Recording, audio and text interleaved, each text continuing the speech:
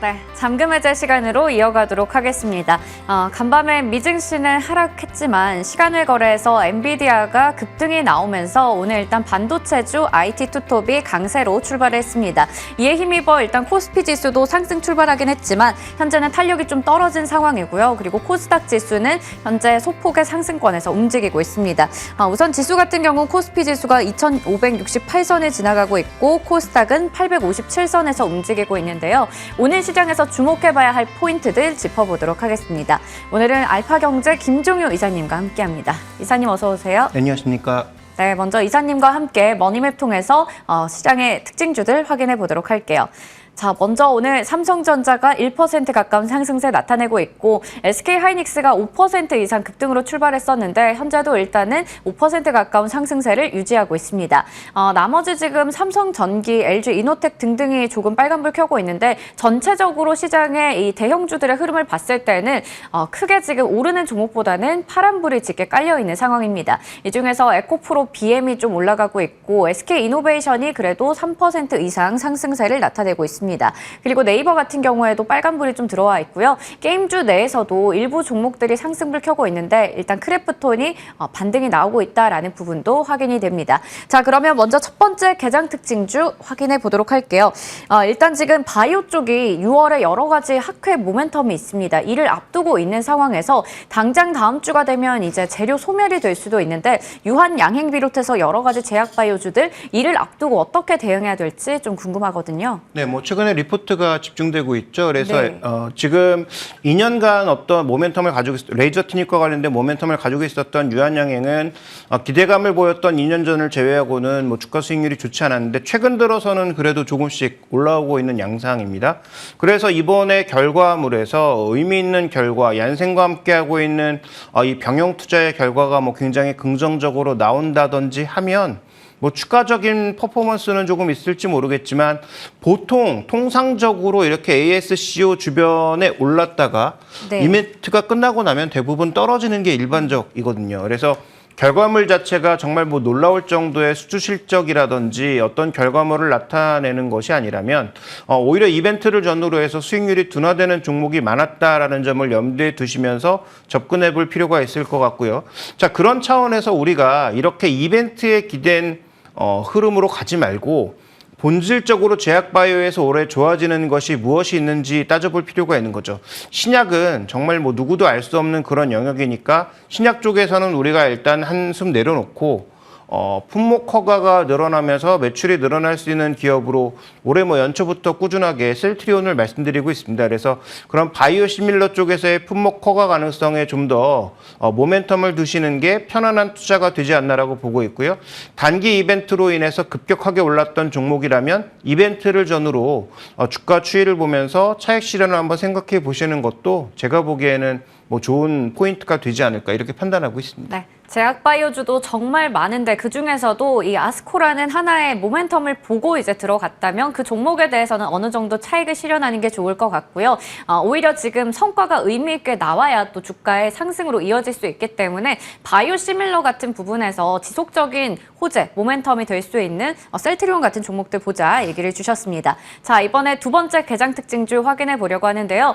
개별 종목일 수도 있겠지만 최근에 이 우크라 재건 관련해서 건설주나 아니면 재건 관련주들 일부가 많이 올라가고 있습니다. 그중에서도 삼부토건 같은 경우에는 지금 경고 종목이기도 하지만 일단 월요일과 화요일에도 상한가를 2번 기록했고요. 어제장에서도 올라갔고 오늘까지 5거래일 연속 올라가고 있습니다. 이거 목표 주가라고 해야 될까요? 어디까지 봐야 될까요? 네, 일단 목표 주가가 있을 수가 없고요. 그 다음에 지금 어차피 적자 기업인데 우크라이나 쪽과 그 양해각서 맺었다. 양해각서 그냥 종이 조각일 뿐이잖아요. 될지 안 될지도 모르고. 양해각서를 맺은 회사가 과연 우크라이나 전쟁 이후에 그쪽에서 뭔가 수주를 많이 따낼 수 있을까도 알 수 없고요. 그다음에 우크라이나 공사 관련돼서 과연 돈은 언제 제대로 받을 수 있을까에 대한 고민도 전혀 없이 네. 해당 종목의 급등에만 결부되어서 이렇게 우리가 쫓아다니는 것은 단기 트레이딩 관점에서 모르겠습니다만 투자 관점에서 의미가 있나 싶습니다. 그래서 이 건설업종 쪽에서는 예전부터 계속 말씀드리고 있는 것이 지금 해외 진출 쪽에서 그나마 괜찮은 성과가 나오고 있는 삼성 엔지니어링을 비롯한 엔지니어링 기업들은 그나마 실적이 나온다. 그다음에 해외 쪽에서도 뭐 땅 파는 공사는 지속되고 있다라는 관점 정도의 접근이 필요할 것 같고요. 우크라이나 재건은 뭐 제가 보기에 확실하게 실적을 찍을 수 있는 기업이 몇 안 될 가능성이 높기 때문에 이 개별 종목의 급등은 뭐 단기 고점이 여기 왔다 뭐 이렇게 우리 뭐 특정할 수는 없겠습니다만 저는 뭐 어느 정도 차익 실현도 고민하시는 지금 전략이 좋지 않을까라고 판단하고 있어서 이런 개별 종목의 MOU는 믿지 않으시는 게 정신 건강에 좋다 이렇게 보고 있습니다. 네, 일단 펀더멘탈 상으로 아무래도 따져보기가 좀 어려운 부분도 분명 있을 겁니다. 일각에서는 사실 이 재건 관련주에 대해서 좀 좋지 않은 시각으로 보는 쪽도 있었거든요. 아무래도 여러 변에서 뭐 구체적인 시기에 대해서 종전이 또 언제 될지 모르니까 이런 부분에 의문이 또 생기기 때문에 이게 변동성이 나올 수 있는 부분에서는 주의가 또 필요해 보입니다. 이렇게 개장 특징주들 알아봤고요. 이어서 오늘의 종목들 넘어가 보겠습니다. 자, 먼저 첫 번째 종목은 이수페타시스인데요. 저희 시간에 또 지속적으로 얘기 주셨던 종목이기도 하고요. 오늘 마침 또 많이 올라가고 있는 종목이기도 하죠. 일단 서프라이즈가 지속이 되고 있다라는 부분인데 첫 번째 투자 포인트부터 확인해 보겠습니다. 이게 서프라이즈라고 하면 당연히 실적이 될 텐데 실적이 계속해서 좋아지는 근거가 어디에 있을까요? 네, 일단 뭐 고부가가치 상품이 일단 많이 팔리고 있다라는 것이죠. 자, 이 종목은 제가 뭐 이 시간이 아니고 전 시간이라고 해야 될까요? 다른 프로그램에서 2년 전부터 이 종목이 턴어라운드 되는 시기, 주가가 뭐 5,000원대가 채 되지 않던 시기부터 계속 강조드렸던 종목입니다.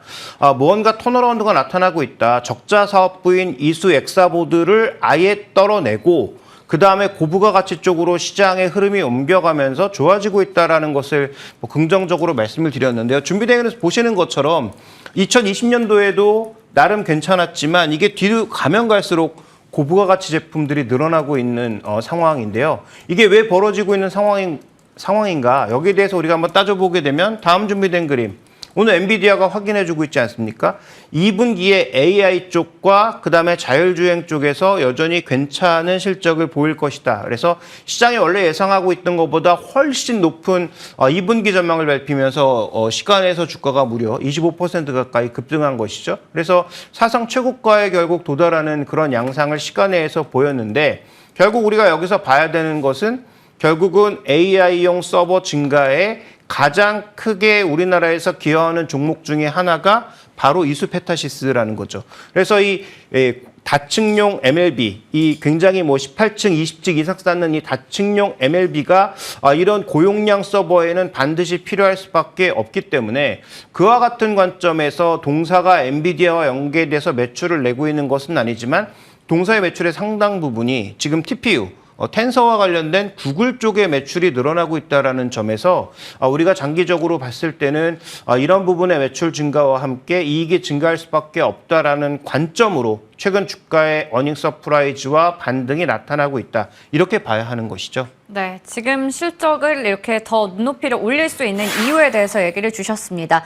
우선 앞서 얘기 드렸듯이 엔비디아의 오늘 훈풍을 제대로 받아가고 있는 종목이 될 것 같습니다. 지금도 14% 가까운 급등세를 나타내고 있는데요. 그렇다면 동종 업계들의 동향을 좀 보면서 지금 이수페타시스의 자리를 한번 좀 비교해 볼까요? 네, 그때 2년 전에 말씀을 드릴 때도 동종 업계 1위가 TTM, 그 다음에 2위, 3위를 기록했던 것이 뭐 중국 업체들, 그 다음에 한 3, 4위권에서 움직였던 게 이수페타시스였는데 미국이 화웨이를 밀어내기 시작하면서 중국 업체들을 밀어내고 있어서 그래서 결국 이수페타시스가 위로 올라올 수밖에 없고 그 점유율이 늘어날 거다라는 말씀을 그때도 뭐 증권사 리포트를 통해서 말씀을 드렸는데요.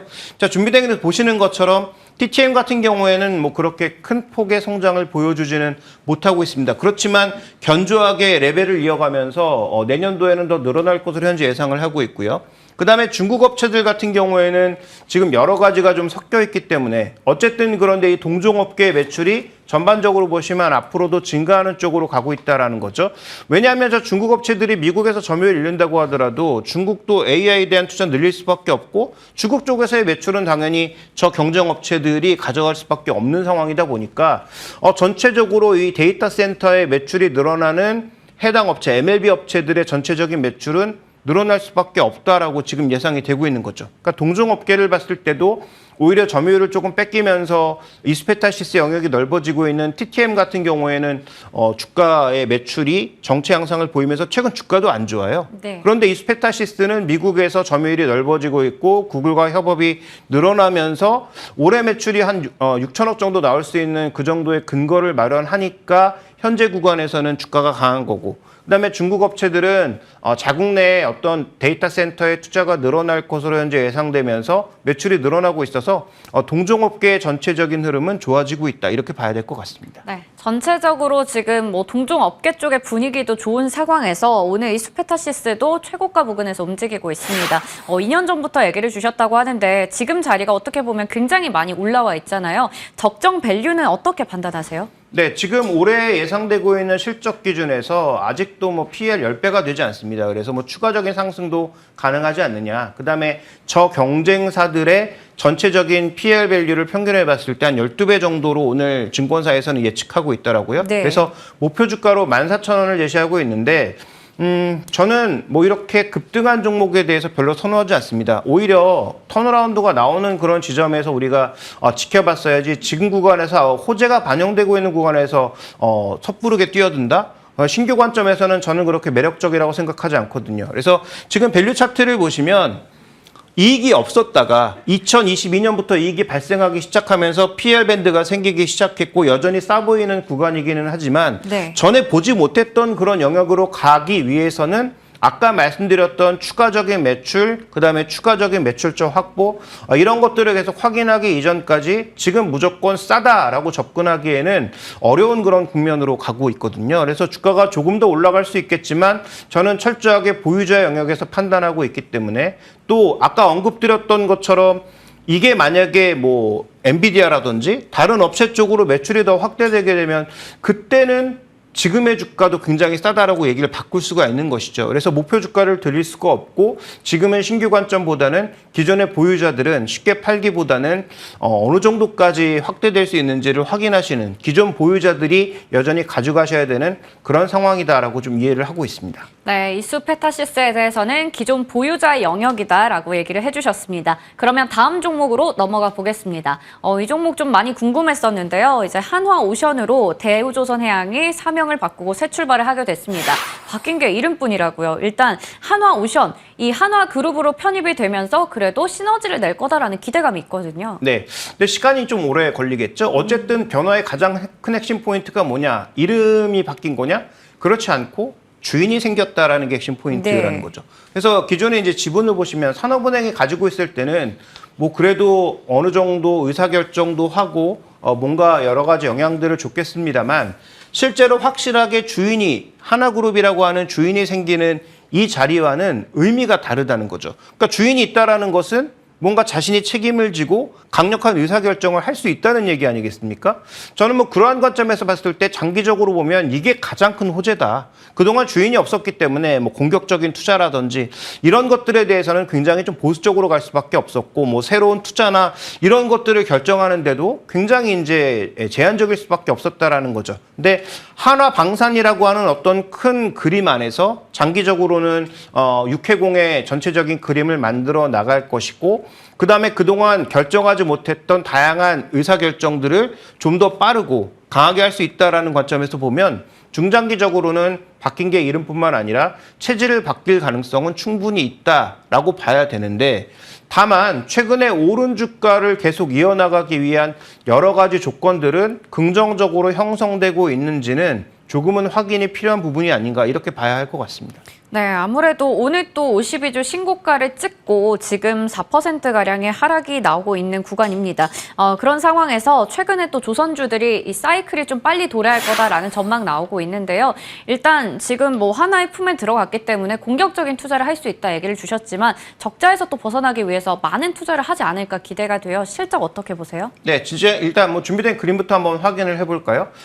실적에 대해서 우리가 좀 주목하고 있는 것은 LNG선, LPG선이 지금 성과를 끌어올리고 있기 때문에 네. 이 시간을 통해서도 삼성중공업이 왜 주도주가 될 수밖에 없고 가장 좋은 종목으로 제가 선정을 했는지를 말씀을 드렸는데, 이 기업은 굉장히 좋은 그런 여러 가지 LNG와 LPG선의 수주를 가지고 있음에도 불구하고 2023년보다는 내년 내후년에 이게 급격하게 늘어나면서 결국은 다른 회사 대비해서 이익이 개선되는 속도가 느릴 수밖에 없다라는 것을 주목해 볼 필요가 있습니다. 그래서 이 SK증권 리포트에 보시면 지금까지 일정 규모 이상의 LNG선을 가장 누가 많이 했는가? 대우조선해양이다. 네. 근데 그건 과거 자료인 거고 지금 당장 실적이 개선되는 데 있어서 가장 크게 기여되는 게 어디? 바로 이 LNG선인데 LNG선의 전반적인 추이가 대우조선해양은 느리다는 거죠. 네. 이게 내년, 내후년에나 작용한다라는 것을 보면 그러면 다른 회사들은 올해 흑자 전환을 벌써 하고 흑자를 좀 더 늘려갈 수 있는 시기에 이 회사는 여전히 올해 적자일 수밖에 없는, 물론 적자의 폭은 줄여나가겠지만 다른 회사 대비해서 일단 타이틀로 잡히는 흑자 전환과 흑자 강화의 그런 분위기가 느릴 수밖에 없다라는 측면에서 과연 이 종목이 이름 바뀌고 장기적으로 보면 하나그룹과의 시너지가 있다고 해서 과연 업종의 대장주로 나설 수 있는가? 저는 그게 쉽지 않을 것 같다라는 말씀을 좀 드리고 싶습니다. 네, 사실 뭐 다른 삼성중공업이나 이런 쪽은 보면 이 주력인 LNG 덕분에 그래도 많이 흑자로 전환을 하는 모습 꾸준히 나타내고 있는데 대우조선해양은 일단은 적자폭을 좀 줄이겠다라는 정도로 우리가 볼 수 있을 것 같습니다. 그러면 한화그룹과의 그래도 뭔가 시너지, 다른 거 기대해 볼 수 있는 건 없을까요? 네, 일단 실적 자체가 준비된 그림에서 이제 보시는 것처럼 뭐 줄어들고 있기 때문에 그렇다면 무언가 뉴스에서 화려한 그런 그림들을 보여줘야 될 거예요. 네. 대표적으로 지금 보시는 것처럼 올해는 뭐 적자 벗어나기 어렵고 내년도에 흑자 개선되는 폭도 굉장히 미약할 수밖에 없는데 그렇다면 지금 하나가 육해공 방산을 모두 갖춰가는 큰 그림에서는 굉장히 긍정적인 부분이 있고 그다음에 하나가 과거 M&A를 통해서 실적이라든지 모멘텀 같은 것들을 굉장히 잘 끌어내고 있다라는 점에서 분명히 긍정적이죠. 그렇지만 현재 밸류 기준에서 그다음에 이 회사가 가지고 있는 각종 재무적인 부담들 이런 것들을 벗어나기 위해서는 시간이 필요하다. 그래서 다른 뭐 회사들보다는 상대적으로 장기적으로 보면 좋은 측면이 있지만 단기적으로 봤을 때는 넘어야 될 허들도 많다라는 측면에서 주가의 변동성이 커질 수밖에 없는 구간이라고 저는 판단하고 있습니다. 그래서 조선업종에 투자하신다면 저는 여전히 1순위는 삼성중공업, 2순위는 HD 한국조선해양 이런 종목으로 가시는 게 맞다라고 판단하고 있고요. 이 종목은 장기적으로 봤을 때는 순위가 올라갈 수 있지만 지금은 그렇게 선순위에 올릴 수 있는 종목은 아니다라고 판단하고 있기 때문에 목표가 드릴 수 없고요. 그다음에 투자 관점에서는 굉장히 긴 그림으로 접근하시는 게 좋을 것 같고 그렇게 본다면 지금 구간보다는 주가의 조정을 이용해서 매수하시는 게 훨씬 좋을 것 같습니다. 네, 조선주에 대해서 전반적인 시각까지 좀 세워주셨는데요. 여전히 삼성중공업 같은 종목들이 좀 더 아무래도 이 조선주의 랠리에서 그래도 선두를 차지할 수 있지 않을까라는 생각이 들었습니다. 대우조선해양은 좀 더 보수적인 관점에서 얘기 주셨다라는 부분까지 챙겨가시면 좋을 것 같습니다. 이렇게 해서 알파경제 김종효 이사님과 이야기 나눠봤습니다. 이사님 고맙습니다.